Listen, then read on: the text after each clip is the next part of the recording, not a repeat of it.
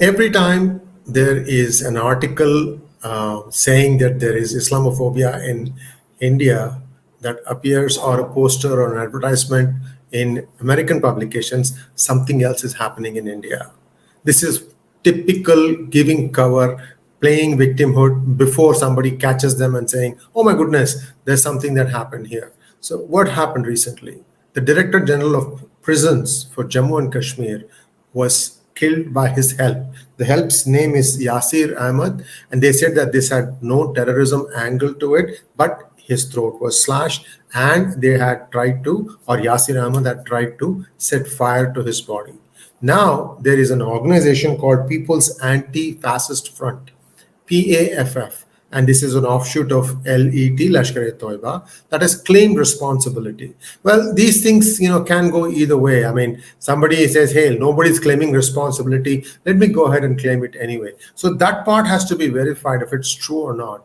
What is really of concern is that these things continue unabated, and we also keep seeing other reports. For example, the National Investigation Agency has said that 873 officers or police personnel, I should say police personnel, not all our officers, have PFI connections. And they have forwarded that list to the Director General of Police, Kerala. What is the Director General of Police going to do?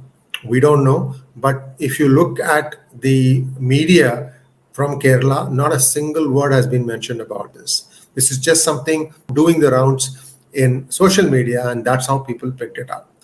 What is the Kerala government going to do? Well, is this an isolated case? I think not.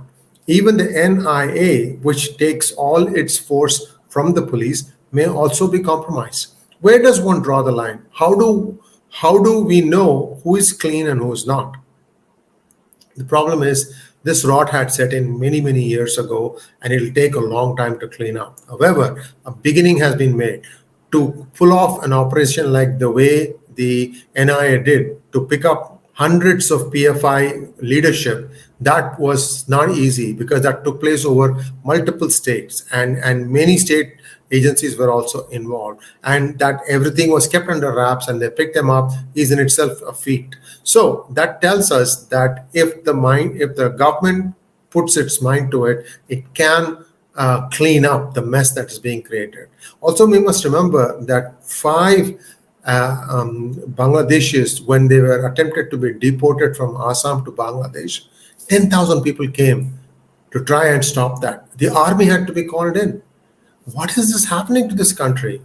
The order, we have to keep going back to the order. You are a human being first, and then you belong to a particular country. That precedes what religion you profess. Religion is something that you have within the 4 corners of your room.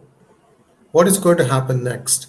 I'm hoping and praying that this is the end, and that the people of India, they realize that their nationality precedes, or it's much higher than the religion they profess. This is very important. This has to be established, because everywhere there is increased awareness of the kind of mischief potential that these organizations are doing, the radicalized Muslim organizations. And these mischiefs will be dealt with a heavy hand in every country. You'll start seeing that Italy has already started that process. You will start seeing other European nations do it too. And I expect US also to do a full crackdown. Thanks for watching. Please like, share, and subscribe to our channel. And don't forget to click on the bell button for notifications. Namaskar.